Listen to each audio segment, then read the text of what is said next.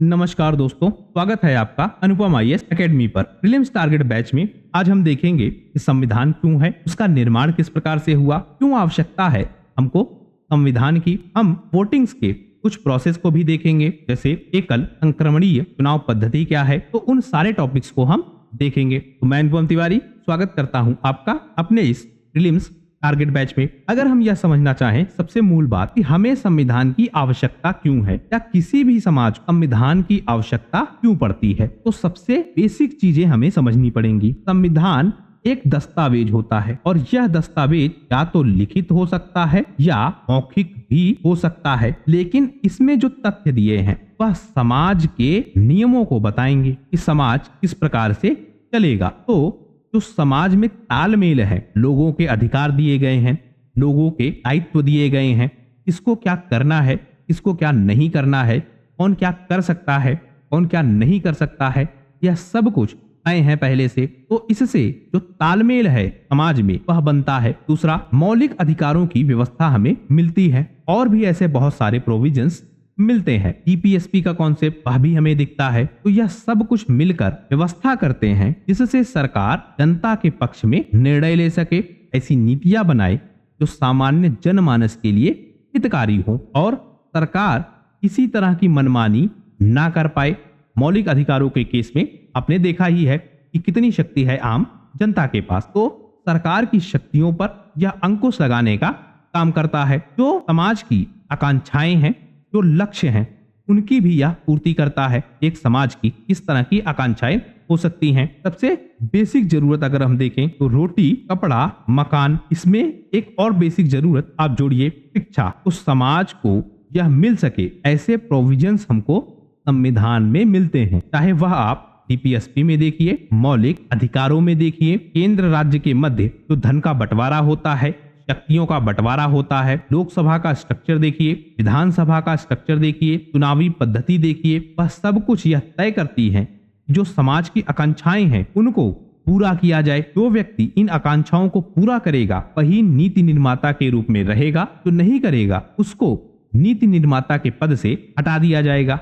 जैसे लोकसभा के लोग जो नीतियां बनाते हैं, यदि वह ऐसी नीतियां बनाए जो समाज के लिए हितकारी ना हो तो यह अपने पद पर नहीं बने रह सकते, क्योंकि अल्टीमेटली जनता द्वारा ही इनको चुना जाएगा। सेम व्यवस्था विधानसभा के केस में भी। तो इस तरह से जो समाज की आकांक्षाएं हैं वह हमको संविधान के माध्यम से ही मिलती है, क्योंकि जितने भी यह प्रोसेस चलेंगे कैसे, वह सब कुछ संविधान में लिखा गया है। एक राष्ट्र की जो बुनियादी पहचान है वह पहचान भी हमको संविधान के माध्यम से ही मिलती है। जैसे भारतीय संविधान की जो प्रस्तावना है वह प्रस्तावना ही काफी कुछ बता देती है कि भारत कैसा देश है, यहाँ की जो नीतियां हैं वह नीतियां कैसी है, कैसी समानता लोगों को मिली है, कैसे अधिकार लोगों के मिले हैं, राष्ट्र का लक्ष्य क्या है, यह सब कुछ हमको प्रस्तावना में ही दिख जाता है। और कोई व्यक्ति यदि पूरा संविधान पढ़े तो उसको पता लग जाएगा कि यह राष्ट्र कैसा है और इस राष्ट्र की बुनियादी जो पहचान है वह पहचान क्या है। तो संविधान ऐसी आवश्यकताओं की पूर्ति करता है, तालमेल बैठाएगा, सरकार की शक्तियों पर अंकुश लगाएगा, समाज की आकांक्षाओं और उनके लक्ष्यों की पूर्ति करेगा और राष्ट्र की बुनियादी पहचान बताएगा। तो इस तरह से संविधान की यह आवश्यकताएं हमें दिखती हैं। अब हम समझे संविधान का प्रमुख कार्य क्या है। तो संविधान का प्रमुख कार्य यह है कि जो सार्वजनिक जनता है उसको पहले से पता हो कि उसके कुछ बेसिक अधिकार क्या है। तो किसी भी समाज में जो बुनियादी नियम है, जो बेसिक रूल्स हैं, उन रूल्स की जानकारी हर व्यक्ति को हो, जिससे उनका समन्वय आपस में बना रहे। तो यह संविधान का सबसे पहला और सबसे महत्वपूर्ण कार्य हमें दिखता है। संविधान यह कोशिश करता है कि ऐसे बुनियादी नियम बनाए जाएं या ऐसे बुनियादी नियम उपलब्ध कराए जाए जिससे किसी भी समाज में समन्वय बना रहे। आपको अपने अधिकार पता है और जो दूसरा व्यक्ति है उसको भी उसके अधिकार पता है, किस तरह की रोक है वह भी आपको पता है। यदि दोनों व्यक्तियों को संविधान की ठीक से समझ हो तो यह समन्वय बनाकर आपस में रह सकते हैं। तो यह बेसिक काम है संविधान का। दूसरा काम अगर हम देखें तो जो समाज है उस समाज में निर्णय लेने की शक्ति किसके पास है, यह भी संविधान ही तय करता है। जैसे लोकसभा है, उसके क्या कार्य हैं, क्या कार्य क्षेत्र है, राज्य विधानसभा है, उसका क्या कार्य है, राष्ट्रपति के क्या कार्य हैं, प्रधानमंत्री के क्या कार्य हैं, राज्यपाल के कार्य, तो सबके यह कार्य बताएगा। किसके पास कौन सी शक्ति है, शक्तियों का यह बंटवारा करेगा।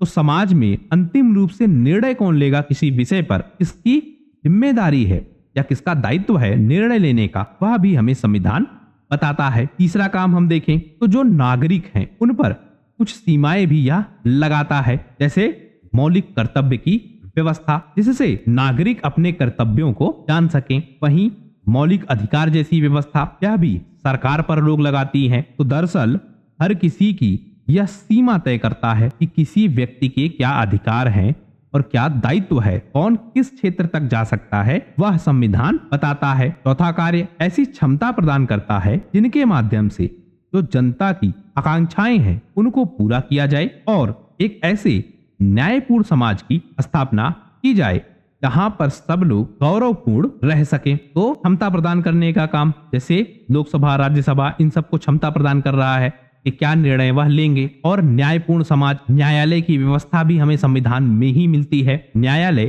किस प्रकार से कार्य करेगा वह भी कहीं ना कहीं हमको संविधान में ही मिलता है। तो इस तरह से संविधान क्षमता प्रदान करता है जिससे जनता की आकांक्षाएं पूरी करने वाले लोग सही तरीके से काम कर सकें। कुल मिलाकर किसी भी समाज का जो लक्ष्य होता है, पूरी सामाजिक व्यवस्था का, उस सामाजिक व्यवस्था का जो बुनियादी नियम है, वह बुनियादी नियम क्या होगा, अधिकार क्या है, दायित्व क्या है, निर्णय कौन लेगा, वह सब कुछ हमें संविधान ही बताता है। अब हम समझें कि संविधान क्या है, यह जान लिया, क्यों है यह जान लिया। अब हम जाने कि यह प्रभावशाली कैसे होगा। उसके लिए आवश्यक है कि संविधान को प्रचलन में कैसे लाया जा रहा है, इसको लागू किस प्रकार से किया जा रहा है। इसमें आप ध्यान रखिए संशोधन की शक्ति किसके पास है, कितनी है, किस तरह की है। जो संविधान है इसको बनाया किन लोगों ने और उनके पास इसे बनाने की कितनी शक्ति थी, स्वतंत्र रूप से उन्होंने संविधान को बनाया था या नहीं, या किसी दबाव के कारण संविधान को बनाया गया, या संविधान पूरी तरह से स्वतंत्र रूप से बनाया गया।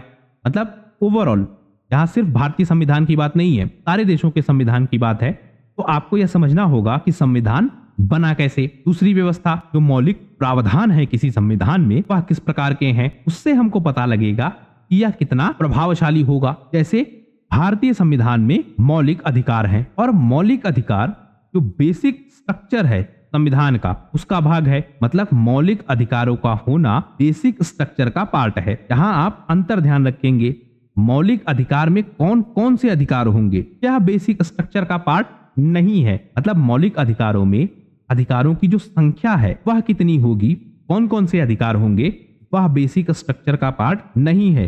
लेकिन ओवरऑल मौलिक अधिकार संविधान में हो, यह बेसिक स्ट्रक्चर का पार्ट है। और कोर्ट का निर्णय क्या है, बेसिक स्ट्रक्चर में चेंज नहीं किया जा सकता। तो जो मौलिक प्रावधान है, जो बेसिक प्रावधान है किसी संविधान में, वह कौन से हैं, उसके बेसिस पर यह पता लगता है कि यह कितना प्रभावशाली होगा। तीसरी चीज, जो शक्तियों का बंटवारा है वह किस प्रकार से हुआ है, इसके पास कितने अधिकार हैं, यह अगर हमको पता हो तो हम जान पाते हैं कि यह संविधान कितना प्रभावशाली होगा। जैसे भारत में आप देखिए, राज्यों के अधिकार, केंद्र के अधिकार, दोनों के संयुक्त अधिकार, शक्तियों का बंटवारा स्पष्ट रूप से संविधान में बताया गया है।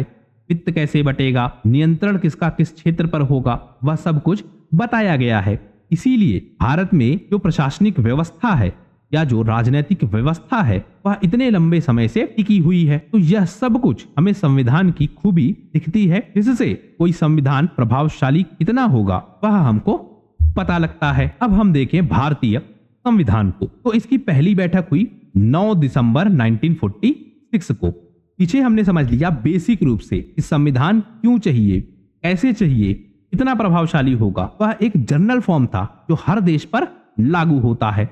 अब हम डीप डाउन जाकर भारतीय संविधान को देख रहे हैं। तो भारतीय संविधान 9 दिसंबर 1946 को अपनी पहली बैठक से बनना प्रारंभ हुआ। 14 अगस्त 1947 को यह विभाजित भारत की संविधान सभा के रूप में बैठता है। तो पहली बैठक 9 दिसंबर 1946 को, विभाजन के बाद जो भारत बना उसकी पहली बैठक 14 अगस्त 1947 को। तो संविधान सभा थी, इसके सदस्य कौन थे, तो 1935 में जो प्रांतीय विधान सभा थी, उन प्रांतीय विधान सभाओं के सदस्यों ने अप्रत्यक्ष रूप से इनको चुना था। अब आप समझिए 1935 में एक व्यवस्था बनी। व्यवस्था के तहत विधानसभा जो थी उनके चुनाव हुए। विधानसभाओं के चुनाव के बाद इनके सदस्य चुने गए। तो जितनी भी विधानसभा क्षेत्र थे उन क्षेत्रों के लोगों ने या विधानसभा के सदस्यों ने अपने क्षेत्र से सदस्यों का चुनाव किया कि कौन सदस्य उनकी तरफ से संविधान सभा में भाग लेगा। या एक पार्ट है, कई पार्ट में सदस्य आएंगे, आप ध्यान रखिएगा। तो प्रांतीय विधानसभाओं के जो सदस्य आए वह कौन से आए? जो प्रांतीय विधानसभा के सदस्य हैं अप्रत्यक्ष रूप से उन्होंने इनका चुनाव किया था। भारतीय संविधान सभा की रचना कैसे हुई? तो एक ब्रिटिश मंत्रिमंडल आया था जिसका नाम था कैबिनेट मिशन। कैबिनेट मिशन में यह प्रस्तावित किया गया था कि भारतीय संविधान सभा किस प्रकार की होगी और लगभग उसी प्रकार से भारतीय संविधान सभा की स्थापना की गई। जितने भी प्रांत थे, देशी रियासतें थी, उनके अनुपात में सीटों का बंटवारा हुआ। मोटा मोटा 10 लाख की जनसंख्या पर एक सीट का अनुपात रखा गया। तो जो ब्रिटिश सरकार के प्रत्यक्ष शासन वाले क्षेत्र थे वहां से 292 सदस्य चुने गए। जो देशी रियासतें थी इन्होंने 93 सीटें चुनी। अब देखिए, भारत पर अंग्रेजों का शासन था, लेकिन अंग्रेजों का शासन पूरे भारत पर नहीं था। बहुत सारे ऐसे स्वतंत्र राजा थे जिन्होंने एक तरह से समझौता कर रखा था अंग्रेजों के साथ, लेकिन इनकी जो अपनी राजनीतिक व्यवस्था थी, जो प्रशासनिक व्यवस्था थी, वह इन राजाओं के हिसाब से ही चल रही थी।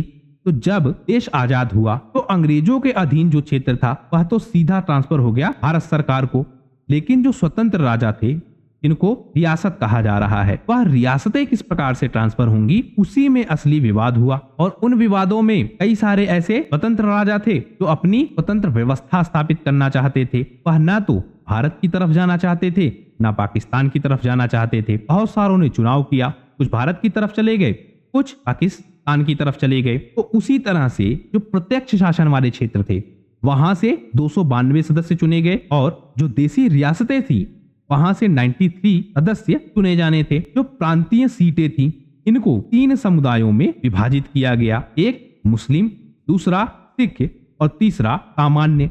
और जो जनसंख्या थी उनकी उसी अनुपात में उन सीटों को बांट दिया गया। जो प्रांतीय विधानसभा थी उसने भी अपने प्रतिनिधियों का चुनाव किया और उसके लिए समानुपातिक प्रतिनिधित्व प्रणाली और एकल संक्रमण मत पद्धति का प्रयोग किया। दोनों को अभी हम समझेंगे डिटेल से। जो देशी रियासत के प्रतिनिधि थे उनका चुनाव देशी रियासतों के नेतृत्वकर्ता के परामर्श से लिया गया। प्रांतीय विधायक प्रांतीय विधानसभाओं से, जो प्रांतीय विधानसभा के सदस्य थे उन्होंने प्रतिनिधि का चुनाव किया और उनको भेजा। जो देशी रियासतें थी वहां से उनसे सलाह मशविरा किया गया कि आप अपनी तरफ से किसको भेजना चाहते हैं, तो उनकी तरफ से वह लोग संविधान सभा में शामिल हुए। हमको समझना होगा समानुपातिक प्रतिनिधित्व प्रणाली को, प्रोपोर्शनल रिप्रेजेंटेशन को। इसको हम समझे तो यह चुनाव की एक प्रणाली है। इसका उद्देश्य क्या है कि राजनीतिक दलों को और जितने भी उम्मीदवार हैं उनको जितने वोट मिले उसी के अनुसार उनको प्रतिनिधित्व मिले,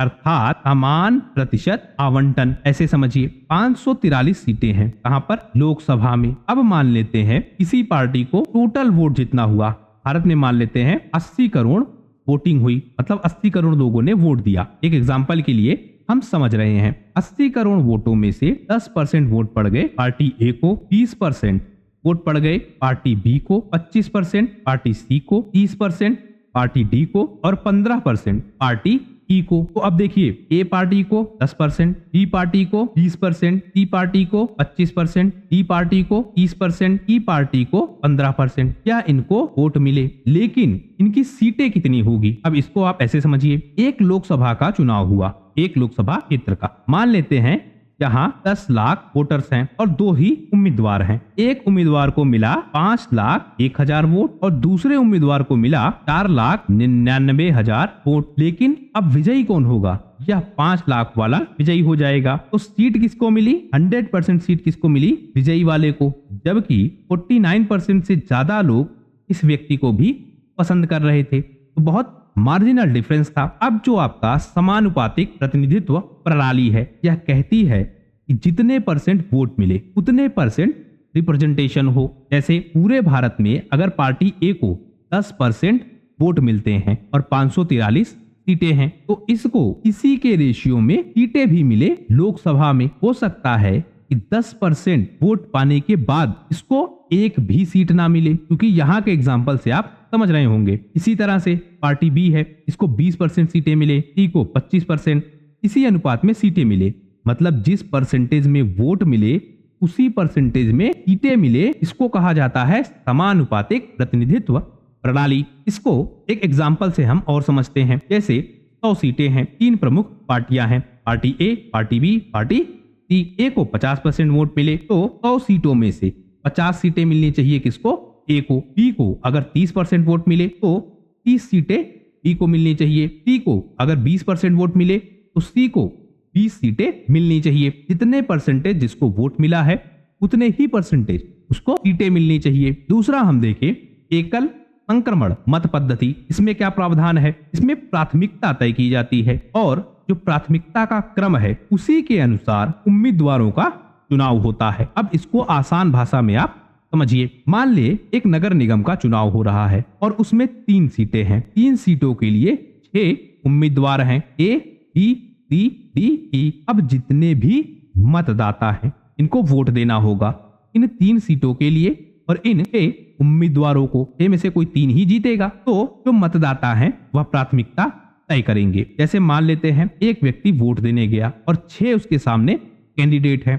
6 में से किसी एक को उसे चुनना है तो वह सबका चुनाव करेगा। ए, बी, सी, डी, ई, एफ, इन सबको वोट देगा, लेकिन इनका क्रम तय करेगा कि ए 5 नंबर पे है, मतलब फेवरेट यह मेरा 5वें नंबर पे है, बी दूसरे नंबर पे है, सी पहले पे है, यह तीसरे पे है, यह चौथे पे है, यह छठे पे है। तो मेरा सबसे फेवरेट ई है, लेकिन बी सेकेंड नंबर पे है, सी तीसरे नंबर पे है।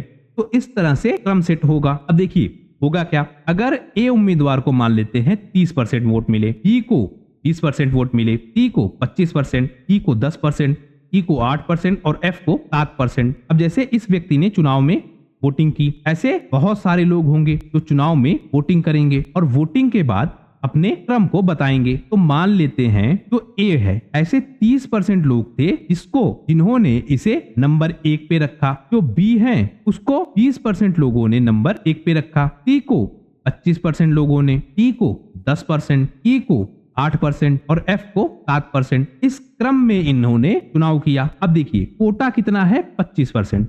कोटा का मतलब किसी व्यक्ति को यदि 25% सीटें मिल जाती हैं या किसी व्यक्ति को यदि 25% से ज्यादा लोग पहले स्थान पर रख देते हैं तो उसे चुना हुआ माना जाएगा। अब इस केस में देखिए 30% से ज्यादा लोग ए को पहले स्थान पर रख देते हैं और कोटा कितना फिक्स है? 25%। तो ए अपने आप चुनाव जीत जाएगा क्योंकि 30% से ज्यादा लोगों ने को पहले स्थान पर रखा था। अब ए चुनाव जीत गया, लेकिन ए 25% वोट से ही चुनाव जीत सकता था। इसके 5% वोट अभी बचे हुए हैं। तो ऐसे लोग जिन्होंने ए को अपनी प्राथमिकता की सूची पर रखा था, अब उनमें देखा जाएगा कि नंबर 2 पे कौन था। जैसे ए को 30% लोगों ने, या और सरल भाषा में आप देखिए ए को 30 लोगों ने पहले स्थान पर रखा था और ए को क्वालिफाई करने के लिए या जीतने के लिए कितने वोट चाहिए? 25 वोट। तो पहले तो 25 इसमें से चले जाएंगे। अब बचे 5 लोग, मतलब 5 लोग ऐसे होंगे जिन्होंने ए को पहले स्थान पर रखा था। अब इन 5 लोगों ने दूसरे स्थान पर किसको रखा था? तो वह मत जुड़ जाएगा। कैसे? मान लेते हैं बी को इन्होंने पहले स्थान पर रखा था, तो अब बी में वह मत जुड़ जाएंगे। अब देखिए उम्मीदवार जो एफ है जिसको 7% वोट मिले हैं, तो इसी को सबसे कम वोट मिले हैं। अब एफ को जिन्होंने सबसे पहले रखा है, एफ के केस में देखिए ऐसे मान लेते हैं 7% हैं जिन्होंने एफ को अंतिम स्थान पर रखा है, पर उन लोगों ने बाकी लोगों को भी स्थान दिया होगा, तो उन्होंने दूसरे स्थान पर किसको रखा है? इस पूरे क्रम को आप ठीक से समझिए। 100 सीट है, 3 उम्मीदवार है, कोटा है 40%। कि किसी व्यक्ति को 40% से ज्यादा लोगों ने अगर पहले स्थान पर रख दिया तो वह चुनाव जीत जाएगा। अब 3 उम्मीदवार हैं, ए, बी, सी। 1000 मान लेते हैं वोटर हैं। 1000 वोटर में से ऐसे 500 वोटर हैं जिन्होंने ए को पहले स्थान पर चुन लिया। ऐसे 380 वोटर हैं जिन्होंने बी को पहले स्थान पर रखा है। ऐसे 220 वोटर हैं जिन्होंने सी को पहले स्थान पर रखा है। अब काउंटिंग कैसे होगी? सबसे पहले ए को देखा जाएगा, को 500 वोट मिले हुए हैं और क्वालिफिकेशन क्या है 40%, मतलब 400 वोट को मिलने चाहिए थे। अब इसके पास 100 वोट हो गए ज्यादा, अब ए हो गया आपका क्वालिफाई। अब बारी आई इन 100 वोटों की कि ऐसे 100 लोग कौन हैं इन 400 के अलावा इन 500 में जिन्होंने ए को पहले स्थान पर रखा था। इन 100 लोगों ने दूसरे स्थान पर किसको रखा था? अब मान लेते हैं इन 100 लोगों ने दूसरे स्थान पर रख दिया सी को, ठीक, और सी को पहले स्थान पर कितने लोगों ने रखा है? 220 ने। तो अब सी के टोटल वोट कितने हो जाएंगे? 220 प्लस 100 320। अब हमको देखना होगा बी वर्सेज सी को। अब सी में हम देख रहे हैं 320 वोट मिले हैं और बी को 380 वोट मिले हैं, लेकिन क्वालिफिकेशन क्राइटेरिया क्या है? 40%। 40% मतलब 400 वोट। अब दोनों ही क्वालिफाई नहीं कर पा रहे हैं। तो अब ये देखा जाएगा कि सी वाले में ऐसे कितने लोग हैं जिन्होंने बी को पहले स्थान पर रखा है, और बी वाले में देखा जाएगा इस 380 में कि ऐसे कितने लोग हैं जिन्होंने सी को दूसरे स्थान पर रखा है। इसमें भी दूसरे स्थान पर, मतलब सी के जो 320 बचे हुए हैं इनमें कितनों ने बी को दूसरे स्थान पर रखा है?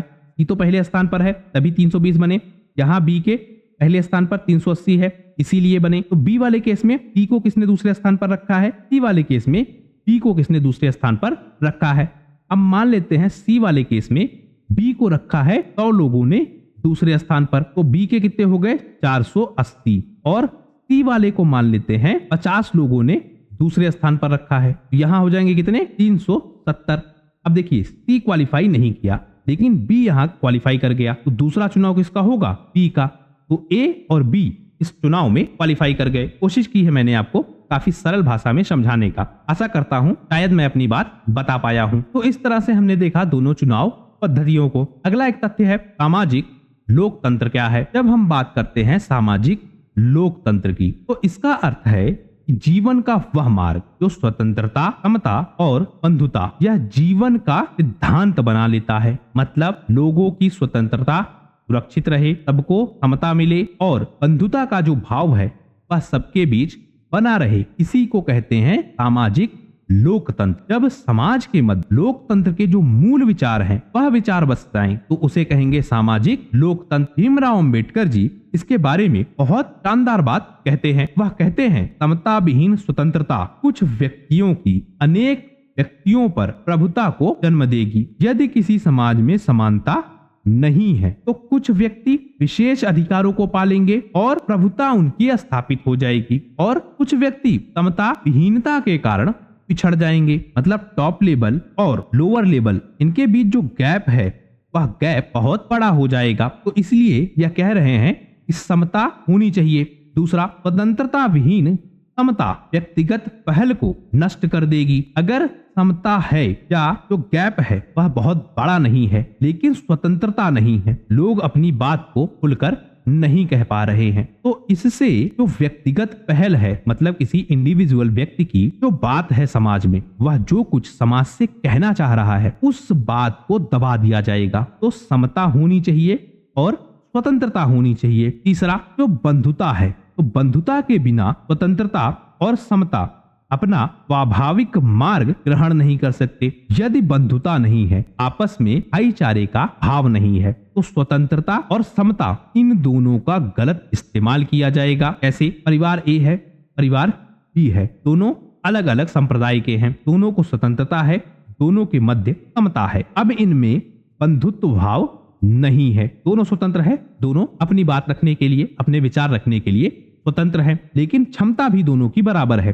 जो समाज में इनका स्थान है आर्थिक सामाजिक दोनों रूपों से वह बराबर है, और इनमें लेकिन समता का भाव नहीं है। तो यह आपस में लड़ेंगे, और जब लड़ेंगे क्योंकि दोनों की क्षमता बराबर है तो एक जल्दी नष्ट नहीं होगा, और ओवरऑल क्या होगा, जो पूरा समाज है वह धीरे धीरे नष्ट होने लगेगा। यह भी नष्ट करेंगे, यह भी इनको नष्ट करेंगे, दोनों एक दूसरे को नुकसान पहुंचाएंगे और धीरे धीरे समाज समाप्त होने लगेगा। अगर सिर्फ बंधुत्व का भाव हो और समता का भाव ना हो, उस केस में क्या होगा, एक व्यक्ति क्षमता विहीन है, दूसरा व्यक्ति क्षमता संपन्न है, तो जो बंधुत्व है वह कैसे स्थापित होगा, इस पे भी प्रश्न चिन्ह लग जाएगा। तो तीनों ही आवश्यक हैं किसी भी लोकतांत्रिक समाज के लिए। समता हो, बंधुत्व का भाव हो और स्वतंत्रता हो, यह तीनों जब किसी समाज में रहेंगे तब वह समाज ठीक ढंग से चल पाएगा। तो आशा करता हूं आपने जो संविधान की मूल आवश्यकताएं हैं, जो मूल तथ्य हैं संविधान के, उनको समझ लिया होगा। आने वाले वीडियोस में और डिटेल से हम कवर करेंगे। आशा करता हूं यह वीडियो आपकी परीक्षा के लिए उपयोगी होगा। वीडियो पसंद आया हो तो प्लीज शेयर कीजिए अपने दोस्तों के साथ, सब्सक्राइब कीजिए इस चैनल को। आपका हमसे जुड़ने के लिए बहुत बहुत धन्यवाद। आपका दिन शुभ हो।